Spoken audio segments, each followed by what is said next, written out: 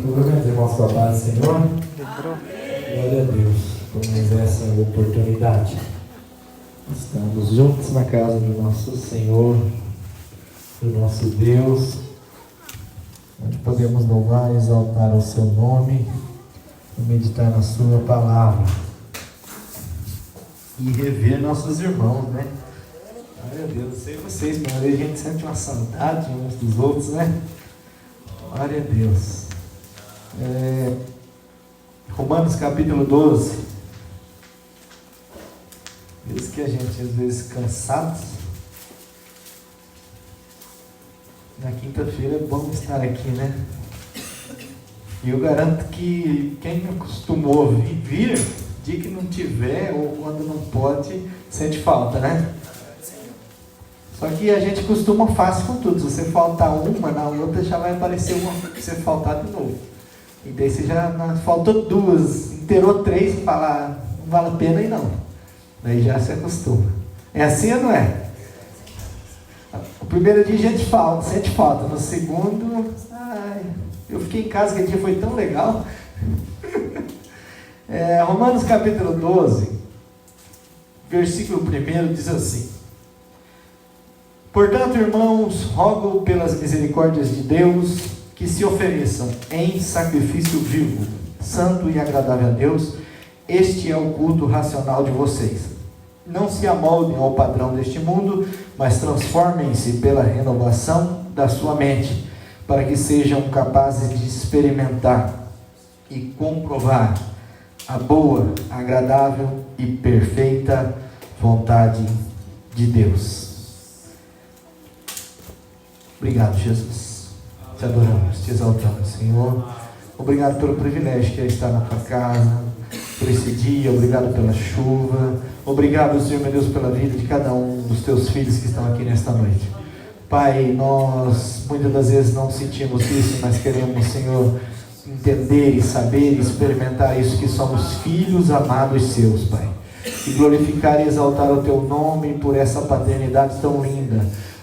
Senhor, muito obrigado, porque o Senhor nos colocou e nos fez parte da tua família, e nós somos gratos a ti, Senhor, e queremos te pedir, venha falar conosco, venha nos abençoar com a tua palavra, em nome de Jesus eu oro, Senhor, e te agradeço, amém. Glória a Deus. Irmãos, nós falamos semana passada um pouco do versículo 1 e do 2, né? Foi, né? 1 e 2, e nós lemos mais, mas hoje nós lemos menos, e falamos mais do 1 e do 2. E eu não sei o que eu vou falar hoje. Então é difícil, né?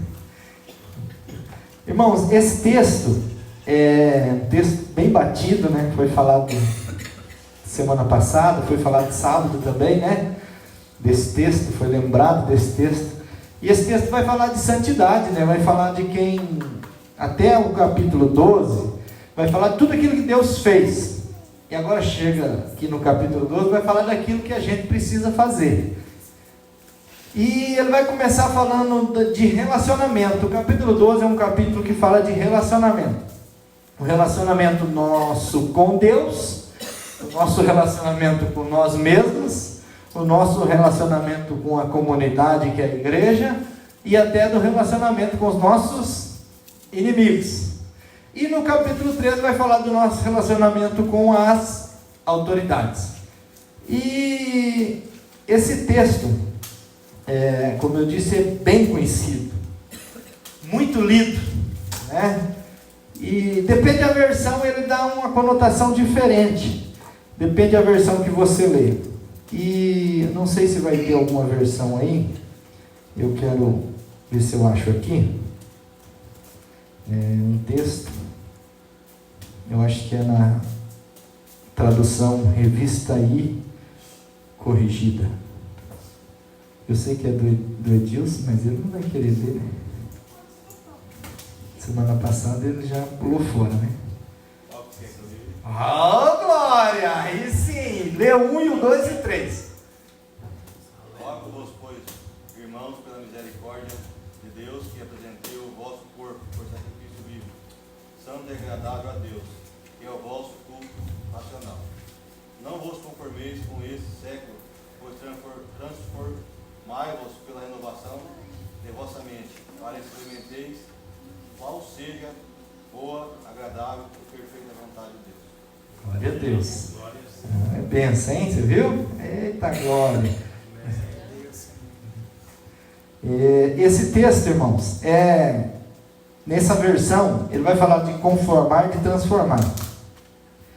E no texto que eu li aqui na NVI, vai falar de amoldar e depois transformar.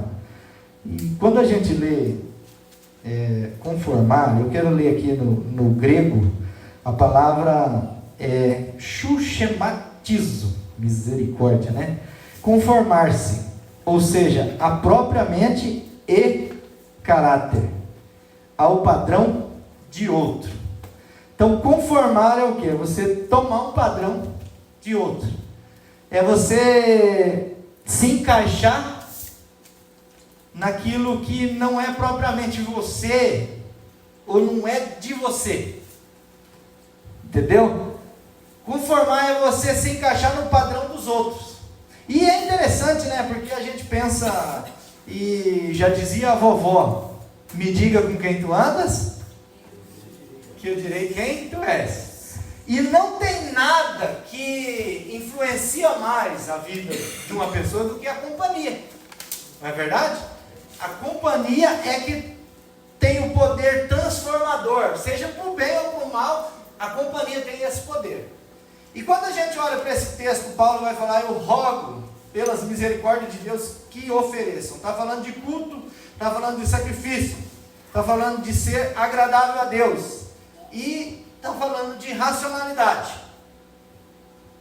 Nossa mente, a lógica, a palavra racional que vem de lógicos. Então, esse é o culto racional. Então, para servir a Deus, eu preciso estar vivo, e eu preciso entender o que eu estou fazendo, e eu preciso ser agradável a Ele. Para eu ser agradável a Ele, eu preciso o quê? Conhecer a vontade dEle. Quando a gente pensa em casamento, e a gente pensa casamento é gerador de transformação. Relacionamento gera transformação. E o casamento é algo que faz a gente se amoldar um ao outro. É verdade ou não é? Tem coisas que você pensar aí, que quando você conheceu a sua amada, quando você conheceu o seu amado, você vai ver que você era muito diferente do que você é hoje. Seja um costume bom ou seja um costume ruim. É verdade? Tem coisas que você faz hoje que antigamente você não faria. Pode ser boa, pode ser má. Tem coisas que você fazia antigamente e que por causa da companhia, do convívio, você precisou parar de fazer. E é praticamente isso que é amoldar. É você tomar a forma. É você se tornar parecido com. E quando Paulo vai falar assim, não conformeis com esse mundo, não é para você tomar a forma do mundo. E se tem algo que muda todos os dias, é o padrão do mundo. Há um tempo atrás tem coisa que era errado que hoje já não é mais. Tem coisas que eram ditas que podia se dizer, mas hoje você já não pode dizer mais. Por exemplo, tem uma coisa que mudou muito. Quem é que tinha apelido na escola? Eu tinha mais uns par de apelidos. Tinha um monte de apelidos. Mas a gente convivia com isso e bola pra frente. Hoje em dia tem adolescente e jovem que cortam os pulsos porque estão chamando ele de orelhudo. Mas se toda vez que me chamassem de orelhudo eu cortasse os pulsos, tinha mais pulso, né? Tinha ficado maneta. Então, irmãos, as coisas vão mudando. E aí vem as leis que tornam a gente mais vulneráveis ainda, porque a gente vai ficando bardoso. Aí vem a lei e fala assim, não pode praticar bullying, e tudo é bullying. E daí, porque tudo é bullying, tudo é proibido, e a gente se torna cada vez mais sensível, então, falar, brincar com alguém, está errado. Irmãos, pessoas gordinhas, não tem pessoa mais engraçada do que a pessoa gordinha, não é verdade? Engraçado no sentido assim, de ele falar de si. Né? Você conhece alguém que é gordinho e que fala de si e que torna isso engraçado e é legal. Você conhece alguém ou não? Mas aí, no sentido pejorativo, se você chamar o cara de gordinho, aí você está ofendendo ele, não é verdade? No tempo presente, se você brincar com alguém porque é gordinho, você está sendo gordofóbico. Então, se tem uma coisa que muda é o padrão do mundo. E é difícil, mas é difícil você conviver no mundo sem você se encaixar no padrão do mundo. E tem hora que a gente pensa assim, depende do que eu falar, eu vou ser preso. Né? Tem hora que as pessoas ficam bravas comigo com o que eu falo. Aí eu penso comigo e às vezes eu falo para alguém, se vocês soubessem o que eu penso, eu já era morto. Quem aqui já matou alguém em pensamento, pelo menos umas 10 vezes? Nossa, oh, misericórdia. Por semana, irmã. Misericórdia. Mas a gente não faz por quê? Porque a gente não pode usar o nosso réu primário, né? Mas não, a gente não faz porque a gente não quer se amoldar ao padrão do mundo. E, como eu disse, o padrão do mundo influencia, a companhia influencia, com quem a gente anda, os lugares que a gente vai influencia, o que a gente assiste influencia, o que a gente ouve influencia. Então, tudo gera influência. E essa influência entra por onde? Pela nossa mente. Se tem algo que tem prejudicado os relacionamentos hoje, é rede social, é tempo de tela, é celular. E glória a Deus se tem alguém aqui que não tem o costume de usar quase nunca, amém, que assim continue.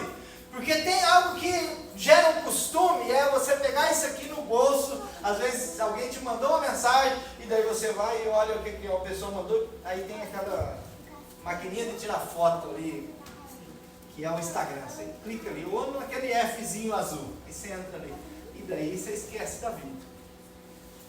O pastor Marcos um dia lembrou aqui para a gente olhar, no final de semana veio um relatório de quanto tempo de tela você teve. Misericórdia, né? Se a gente passasse esse tempo lendo a Bíblia, irmãos, a gente estava perito na palavra de Deus. Se a gente passasse esse tempo orando, nós estávamos andando na rua e tinha gente caindo endemoniada, a gente expulsando. Ia ter gente vindo atrás da gente pedindo oração, porque a sombra nossa ia estar curando gente por aí. É verdade ou não é? É triste, mas é verdade. E é a influência externa que quer entrar dentro de nós. É aquilo que nós lemos aqui, que é conformar-se a própria mente e caráter ao padrão do outro. Moldar-se de acordo com. Por quê? No caso aqui, é com o mundo. O mundo, irmãos, é um lugar. Quando fala mundo, não está falando do planeta. Quando a palavra de Deus vai falar de mundo, ela é mais como sistema do que como lugar. O mundo é um sistema. Não é para conformar com o quê? Com o sistema mundano. E como eu disse, o sistema mundano muda muito. E como eu disse, tem coisa que era errado, que agora não é mais. Tem coisa que era certo, que passou a ser errado. A verdade você já não pode mais falar. Agora a verdade também já é relativa. Pode ser verdade para mim, mas não é verdade para o Edilson. Pode ser verdade para o pastor Marcos, mas não é verdade para o irmão José Maria.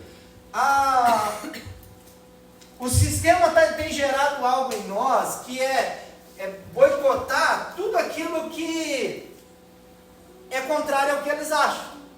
Você já parou para pensar? E eu estudando, acho que há 2 anos atrás, nós tivemos que fazer um trabalho sobre pluralismo religioso.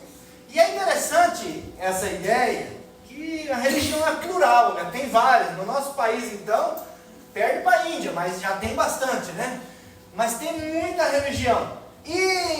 Só que o entendimento de quem passa o ensinamento, geralmente, principalmente no meu curso, é o entendimento de que os outros é que são ofendidos. Os outros é que, se você falar contrário à religião do outro, é que é um problema. Mas contra a sua não tem problema nenhum. E daí foi bem na época em que a igreja lá em Curitiba tinha sido invadida por um vereador lá. entrou lá e picharam e tocaram os cristãos lá de dentro, e na mesma semana tinha acontecido numa igreja evangélica lá no Pará, também tinha sido feita a mesma coisa. Só que quando eles te induzem a explicar, a fazer um trabalho, o que é preconceito é quando você fala contra o candomblé, contra a umbanda, contra qualquer religião de matriz africana ou religião de matriz indígena. Aí você está errado. Aí nesse trabalho, eu e minha esposa escrevendo lá, nós colocamos bem sobre isso, que preconceito é preconceito, seja ele contra qual religião for. Só que a gente não pode entender que o pluralismo religioso é eu falar, trocar uma ideia com alguém que seja da Umbanda e falar assim que Jesus é bom e que pode salvar a vida dele, não pode se tornar um crime. Até porque isso é verdade, não é?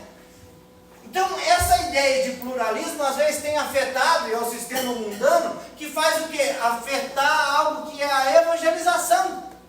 Porque daí vai ser proibido eu evangelizar, porque eu não posso falar que Jesus é amor, que Jesus transforma.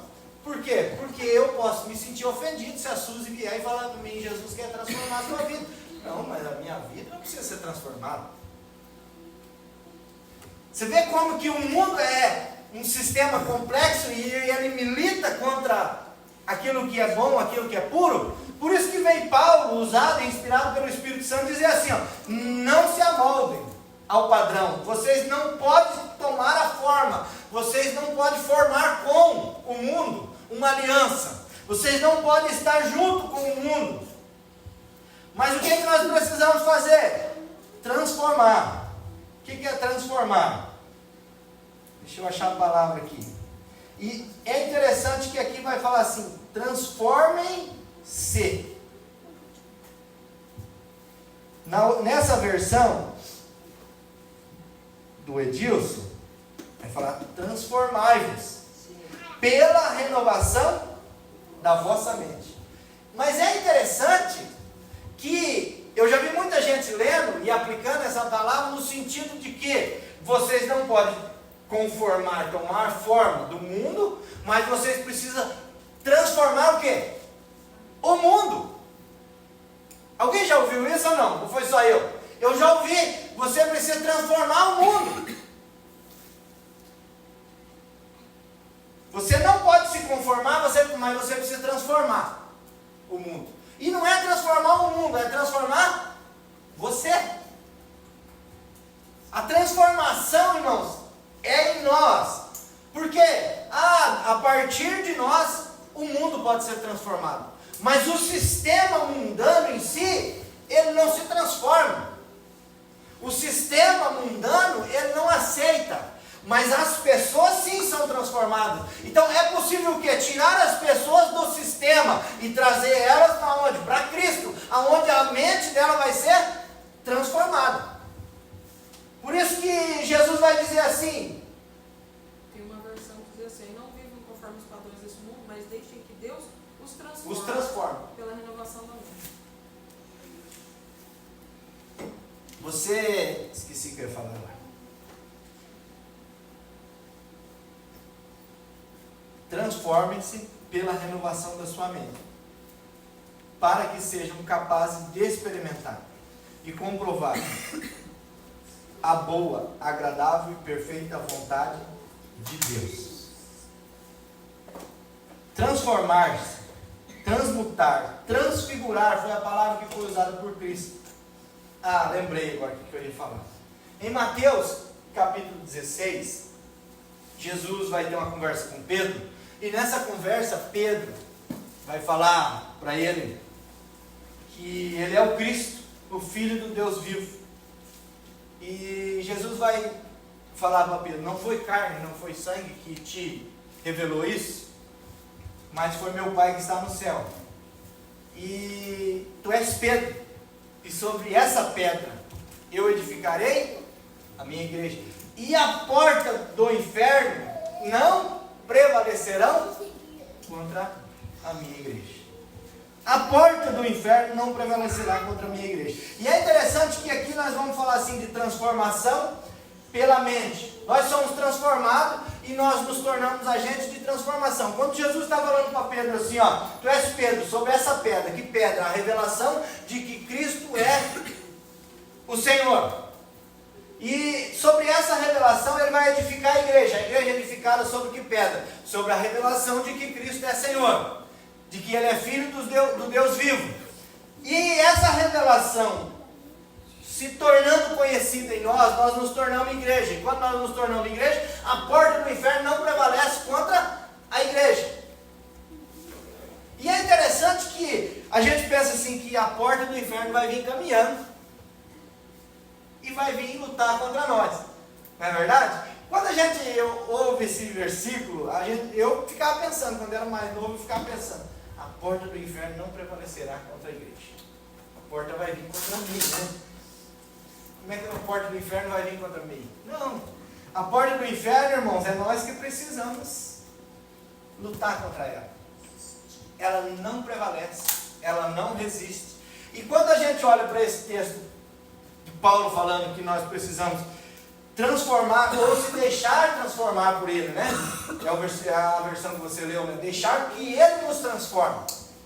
E é interessante porque deixar que Deus nos transforme, porque Deus precisa agir em nós para que nós venhamos ser transformados. Então, se é verdade que eu sou influenciado pelo mundo, pela companhia mundana que eu tenho, eu preciso ser influenciado pela companhia da presença de Deus na minha vida, através do Espírito Santo. Então, o que influencia um ser humano? Tudo aquilo que ele vê, tudo aquilo que ele ouve, tudo aquilo que ele fala, tudo aquilo que ele toca, se torna influência em nós. É verdade? Tudo se torna influência em nós. A convivência se torna influência em nós. Você pensa bem que Jesus chamou 12 discípulos que caminhou com ele, e onde ele ia, estava lá. Tinha 3 que eram mais apegados, que não soltavam de Jesus de jeito nenhum. E esse período de caminhada com Jesus ainda não tornou eles quem eles deveriam ser. É verdade ou não é? Quando a gente olha Jesus sendo crucificado, todo mundo fugindo, Pedro negando, Judas traindo, Tomé duvidando, a gente pensa, meu Deus, se eu sou Jesus, eu ia falar assim, misericórdia, né? Não aprenderam nada esses homens, eu podia ter escolhido outros. E às vezes ser pastor de igreja, a gente pensa também, fala assim, meu Deus do céu, Jesus podia enviar outros, né? Mas o que Jesus fez? Não desistiu. E é interessante que quando a gente pensa nisso, é que esse processo de transformação, irmãos, não é da noite para o dia, não é num culto, não é num dia que você vem para frente, dobra os seus joelhos e ergue a mão e fala, eu te aceito como Senhor da minha vida e, opa, resolveu tudo. Não, tem dia, no final de tarde, de quinta-feira, por exemplo, eu chego em casa e fico pensando, meu Deus do céu, só o Senhor para ter paciência comigo. Como é que eu vou subir lá, ir lá na igreja e ficar na frente daquele povo e falar de Jesus para eles, sendo que eu estou precisando que o Senhor fale, toque o meu coração, transforma eu, porque o negócio está difícil, Jesus. É assim ou não é? E o que nós precisamos para ser mudado? Mais relacionamento com quem? Com Deus.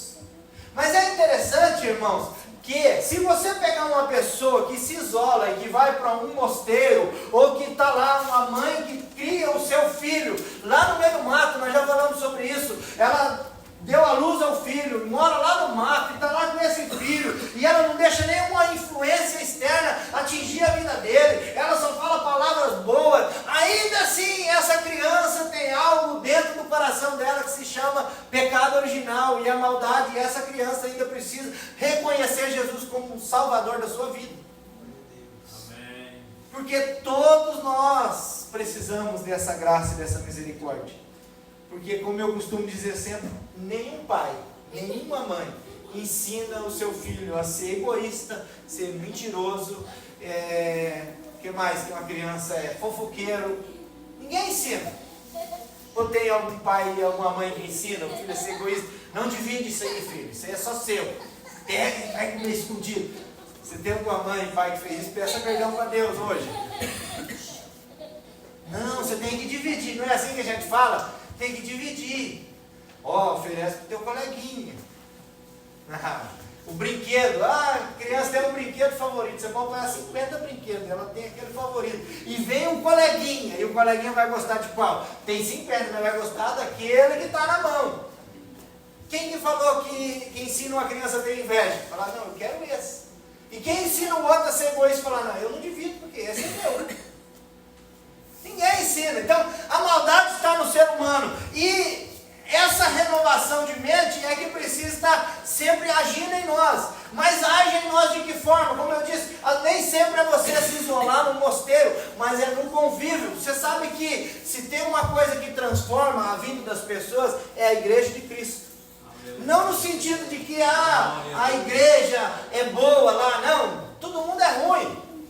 E é bem isso que nos transforma. Porque o que é ruim no Marcos, às vezes é bom em mim. Às vezes o que é ruim no Edilson, é bom no irmão Adilson, no irmão Diogo. O que é ruim no irmão Diogo, às vezes é bom no irmão José Maria. E assim a gente vai aprendendo. Às vezes tem uma coisa que é ruim em tudo nós. E nós pensamos assim, ajudamos uns aos outros no final de um dia. Falar assim, não, levanta a tua cabeça, porque eu também sou um baita do vacilão, e nós estamos juntos, e Jesus nos perdoa, Jesus nos ama, e bola pra frente, vamos continuar. Renovação da mente. Glória a Deus. E é interessante por quê? Porque, como eu disse, Pedro, Tiago e João andaram com Jesus durante 3 anos e alguma coisa, e no final ainda eles estavam tudo perdidos.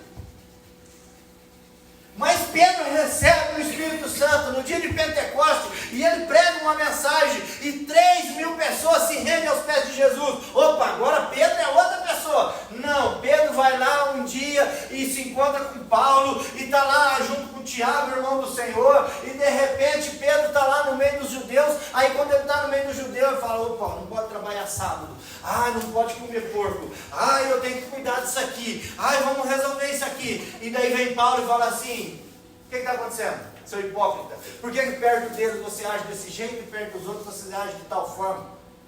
Irmão, já tinha se passado, a igreja estava formada, a igreja estava grande, Pedro era um grande líder da igreja do Senhor, e vem Paulo e dá de dedo na cara dele, fala assim, você deixa de ser hipócrita. O que isso gera? Transformação. É a igreja. Pensa, irmãos, que esse tempo de mesa que Paulo teve com Pedro, pensa que Paulo veio depois, se converteu depois, e ele tem força e coragem para olhar para Pedro e falar, é o seguinte, isso que você está fazendo não está certo.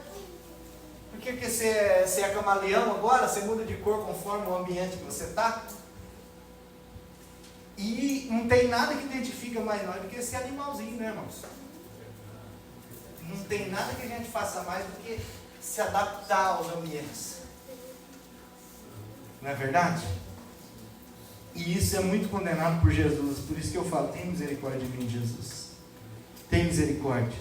Transformem-se pela renovação da sua mente, para que sejam capazes de experimentar e comprovar a boa, agradável e perfeita vontade de Deus.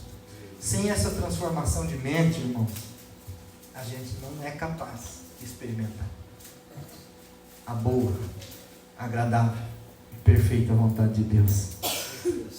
Nós precisamos oferecer a Deus o quê? Um culto racional. Nós precisamos oferecer a Deus um sacrifício vivo. E você sabe que é interessante que a palavra sacrifício é sacrificar. E quando você sacrifica, você mata. Não é verdade? E é interessante que Paulo vai falar assim, que o sacrifício é vivo. Só que para a gente andar com Deus, conviver com Deus, ter a mente transformada, nós precisamos caminhar uma caminhada de morte. Algo em nós precisa morrer. O que precisa morrer? Nossa vontade, nosso querer, o nosso jeito. Eu nasci assim. A gente às vezes tem a síndrome da Gabriela, né? Eu nasci assim, eu cresci assim, eu vou morrer assim. Irmãos, nós precisamos ser transformados. Nós precisamos deixar Deus transformar a nossa vida. Eu não mudo, eu nasci assim. A gente, irmão, temperamento, descobrir os temperamentos. Agora é desculpa para eu ser o que eu quiser ser, porque eu sou assim, porque eu sou sanguíneo. Manda o sanguíneo se converter a Cristo. Ah, mas temperamento é um governo. Claro que você é um ser pleno, você não é um jeito, você é uma pessoa criada por Deus, amada por Ele. Ah, mas eu sou colérico. Pega aquela pessoa. Jesus converte até corintiano, irmãos, que tirar colérico. Ah, Jesus. Aleluia. Né, irmão Zé? Jesus é bom. Você vê quanto que Deus ama. E vou mais longe, irmão. Deus converte até petista. Converte. Converte. Mas se ele se converte de verdade, ele deixa de ser, porque a mente é transformada. O nosso Deus é um Deus que transforma. Se nós deixarmos se transformar. Como é que nós somos transformados? Pela palavra. Como é que nós crescemos em fé? Pela palavra. A fé vem pelo ouvir, ouvir a palavra. Aí, quando nós somos transformados, irmãos, nós somos capazes de experimentar. Não é saber. Porque é possível saber a vontade de Deus? É possível. Através da palavra. O que está errado conosco, muitas vezes, é que a gente sabe, mas a gente não experimenta. Saber que eu tenho que me calar a hora que eu falo, eu sei. Só que eu só vou me dar conta disso depois que eu já falei. Saber que eu não devo reagir de tal forma em determinada situação, nós sabemos. Mas o problema é que a gente vai lembrar disso depois que nós já agimos. Aí a gente vira uma geração de publicanos que olha para o céu, ou nem ousa olhar para o céu e bate no pé e fala: ai de mim, Senhor, porque sou pecador. Ai de mim, ai de mim. Então, o saber não é experimentar. E essa vontade, irmãos, ela é o quê? Ela é boa, ela é perfeita e ela é agradável. Na NVI vai dizer assim, ó, experimentar e comprovar. Comprovar a boa, perfeita e agradável. E é interessante que essa palavra agradável vai aparecer no versículo 1, que diz assim: o sacrifício vivo, santo e agradável a Deus. Esse é o culto racional. Aí a gente não se conforma com o mundo, com o século, com este século, mas transforma pela renovação da mente. Se deixa transformar pela renovação da mente. Para quê? Para experimentar. Experimentar o quê? A vontade de Deus. A palavra experimentar aqui. Testar, examinar, provar, escrutinar, para ver se algo é genuíno ou não. Reconhecer como genuíno, após exame, aprovar e considerar digno. Mas você sabe por que às vezes a gente não experimenta? Porque existe algo dentro de nós, que é aquilo que eu falei do menininho criado lá dentro do mato, que é o tal do pecado original. E esse fato de não experimentar é porque sempre tem algo no nosso coração, que pode ser que não seja boa, pode ser que não seja perfeito, pode ser que não seja agradável. E é interessante, irmãos, por quê? Porque o pecado não dói. Não dói. Dói o quê? O nosso sentimento em saber que pecamos, depois de ter pecado. Não é verdade? Nós falamos aqui sobre fazer a obra de Deus, fazer algo para Deus, e quando a gente faz esse algo para Deus, tem um sentimento em nós. O que é esse sentimento? Que parece que um vazio foi preenchido, não é verdade? Tem uma satisfação no nosso coração. Tem uma satisfação. Você vai lá e prega para alguém. Você sente uma satisfação no coração. Você fala: olha, Deus. Quando você ajuda alguém, você sente satisfação. É isso que é experimentar a vontade de Deus. A vontade de Deus gera em nós satisfação. Você sabe por que existe muita gente deprimida, triste, amargurada na igreja, dizendo que serve a Deus? Porque não está experimentando a vontade de Deus. Porque a vontade de Deus, ela é boa, ela é perfeita e ela é agradável. O que é agradável, irmãos? Por exemplo, você está num lugar muito quente, aí você fala, é ruim. Mas daí você entra num lugar que tem ar-condicionado, o ar-condicionado está numa temperatura muito baixa, aí você fala, está frio, está muito frio.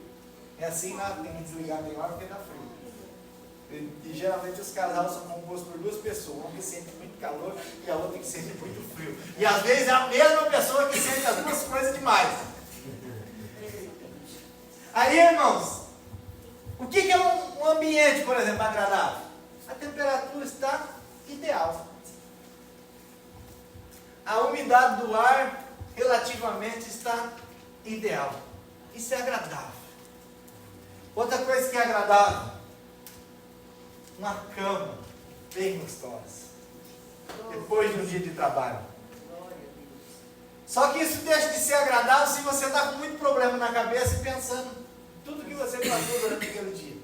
Isso pode ser a cama melhor do mundo, mas esse ambiente já não é mais agradável. Mulher cheirosa é uma coisa agradável. Homem cheiroso para as mulheres é uma coisa agradável. Não é verdade? O teu, né, irmão?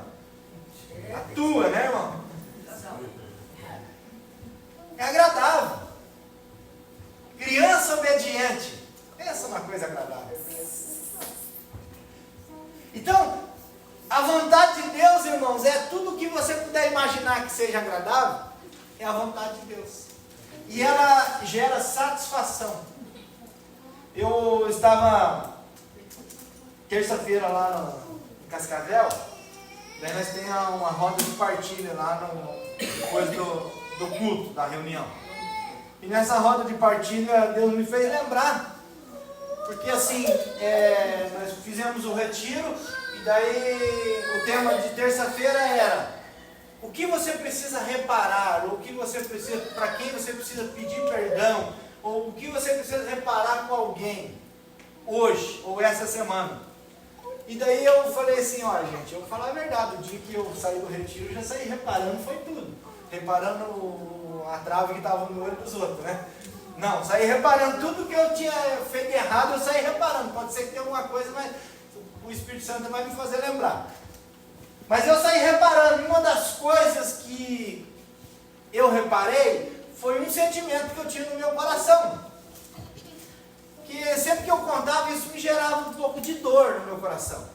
Que era o fato de eu querer jogar bola, ser até mais ou menos bonzinho de bola. Eu tinha 11 anos de idade, eu era titular dos times sub-13. Fomos jogar um campeonato, ficamos campeão invicto. Ganhamos todos os jogos de goleada, ficamos uma semana num lugar legal, uma cidade legal, comendo bem, dando risada e jogando bola. Quando eu volto para casa, tinha lá umas missionárias e meu pai me chama lá e fala assim, ó, é o seguinte, Deus usou as missionárias aí e falou assim, assim, assim, assim, que você não pode mais jogar bola, se você jogar você vai se perder. Aí eu tinha não ficava bravo com meu pai, mas eu tinha um sentimento que quando eu lembrava disso, ficava aquele negócio, né? Podia ter sido diferente. Ficava sempre aquilo. Mas o Espírito Santo, no dia do retiro que eu escrevi a minha história, o Espírito Santo fez eu entender que é muito mais satisfatório eu estar aqui nesta noite com o microfone na mão, podendo falar da palavra de Deus, abrindo meu coração, do que rios de dinheiro e coisas que eu ia ter jogando futebol. Então, aí a gente entende que a vontade de Deus, ela é boa. Amém. Ela é perfeita. Glória a E Deus. ela é agradável. Porque se eu fosse um jogador de futebol, eu não ia ter a esposa maravilhosa que eu tenho hoje. Quem sabe eu não ia ter o filho maravilhoso que eu tenho hoje. Quem sabe eu não teria Jesus na minha vida. Agora, pensar, foi Deus que usou, a mulher foi Deus que não usou, não importa. O importa é o quê? Que Deus escreveu uma história linda para mim. E eu preciso viver ela. E essa história, ela é uma história que o que foi de ruim não foi por culpa de Deus, foi por minha culpa. O que deu errado não foi Deus que fez dar errado, fui eu que trilhei o caminho errado. Então, para entrar e experimentar essa vontade de Deus, a gente precisa o quê? Deixar com que a nossa mente seja transformada. Eu tenho 39 anos.